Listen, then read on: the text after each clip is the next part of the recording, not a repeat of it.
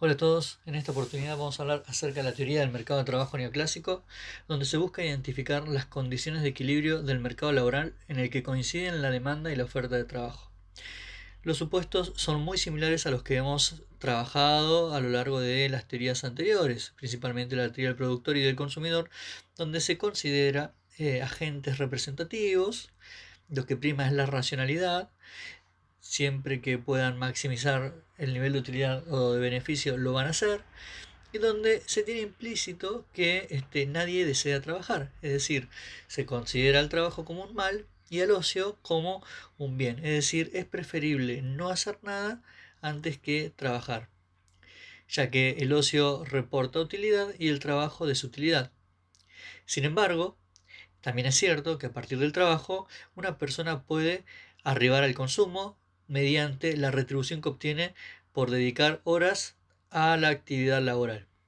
Entonces, el problema que debe resolver un trabajador es cuánto de su fuerza de trabajo está dispuesto a llevar al mercado para poder de esta manera acceder al consumo de bienes y a determinado grado de utilidad. Entonces, desde la perspectiva del trabajador, este será el problema a resolver. En primer lugar, es importante considerar que la oferta de trabajo representa a todos los trabajadores que están dispuestos a llevar al mercado su fuerza de trabajo. Entonces, la curva de oferta de trabajo neoclásica es el resultado de la maximización de la utilidad que realiza el trabajador en su elección entre ocio y consumo. Básicamente, y contemplando todos los conocimientos que hemos ido desarrollando a lo largo de las clases anteriores, un consumidor decidirá cuántas horas va a dedicar al ocio y cuándo al trabajo en función de contemplar los aportes que le reportan cada uno de ellos. Es decir, la utilidad marginal del ocio en relación a la utilidad marginal del consumo. Vale decir que para acceder a la utilidad marginal del ocio, el trabajador no necesita realizar nada, mientras que para lograr la utilidad marginal del consumo, necesariamente tiene que trabajar para de esta forma obtener una retribución que le permita comprar en el mercado aquellos bienes que le van a permitir acceder a una mayor utilidad. Entonces, su decisión estará regida principalmente por la comparación de las utilidades marginales del ocio y del consumo. Aquella que reporte un mayor grado de utilidad será la que defina la decisión de la persona en su carácter de trabajador.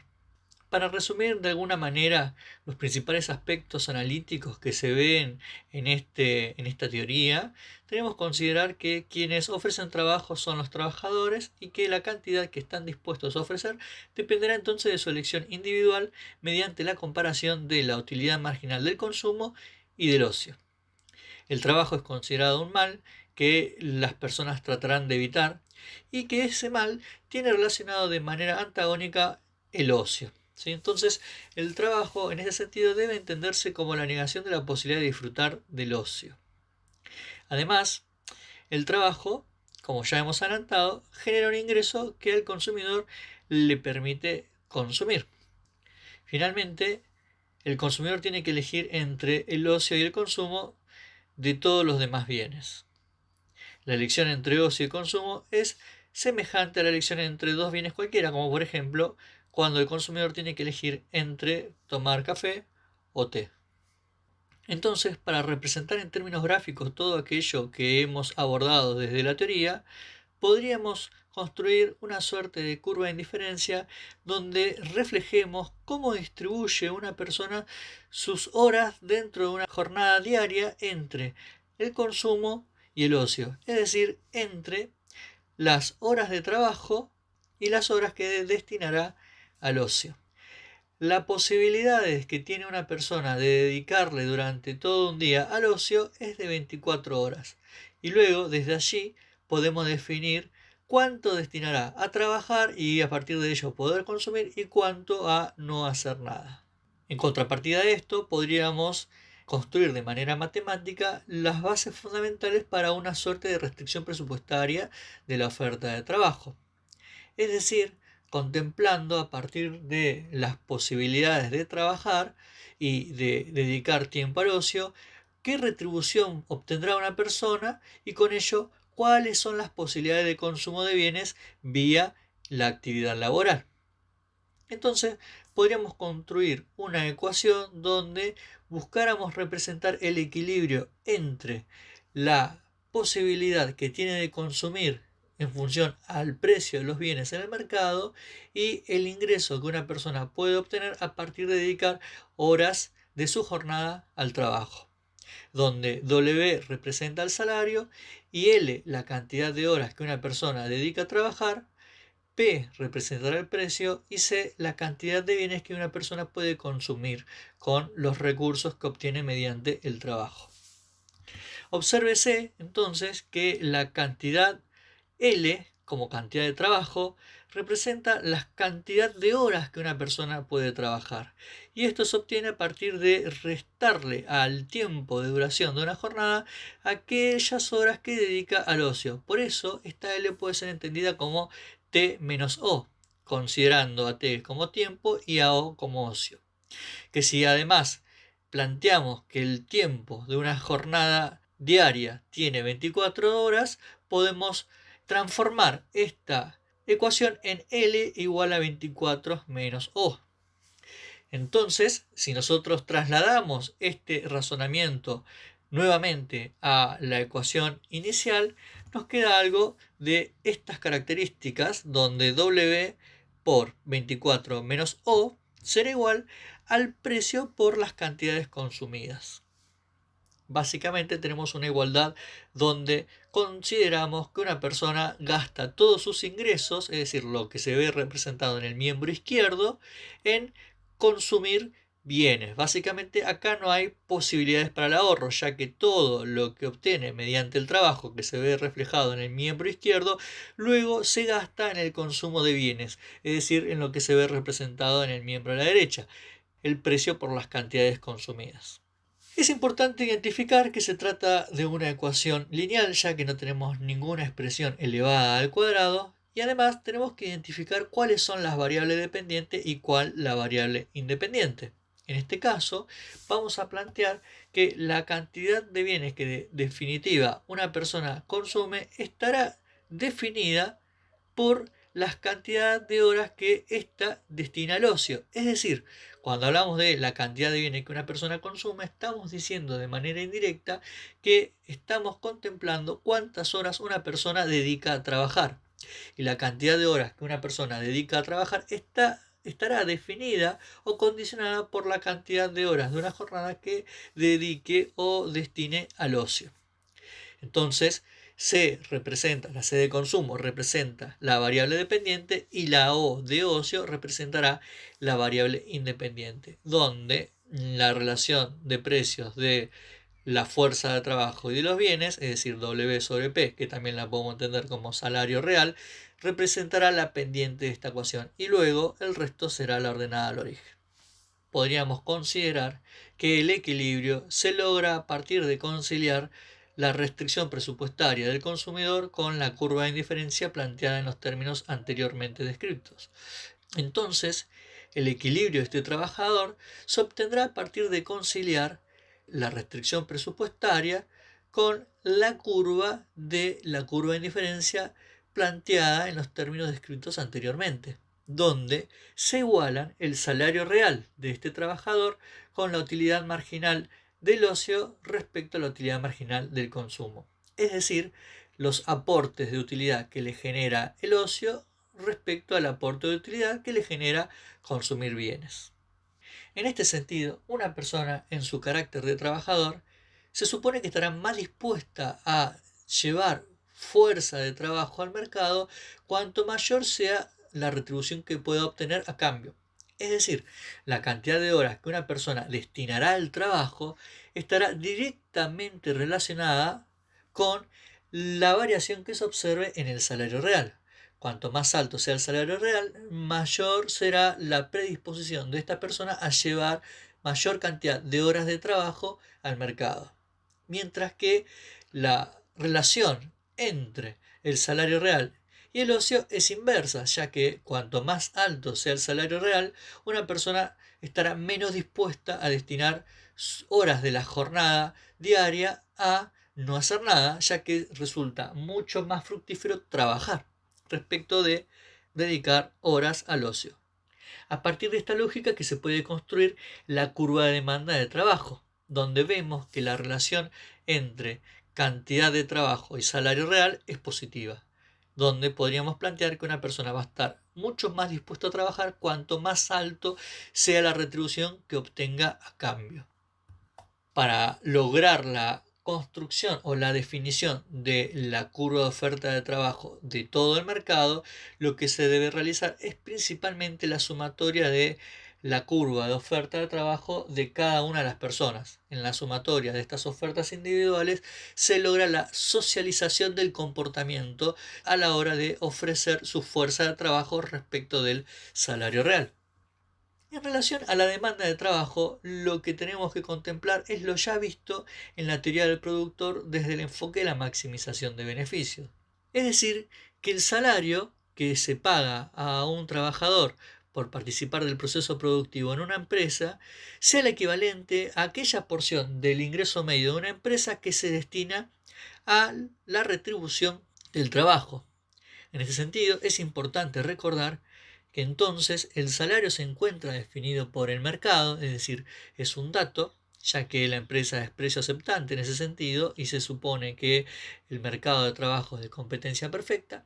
Lo mismo ocurre con el precio del producto, con lo cual lo que queda en manos del productor es identificar la productividad marginal del trabajo que le permite igualar esta ecuación.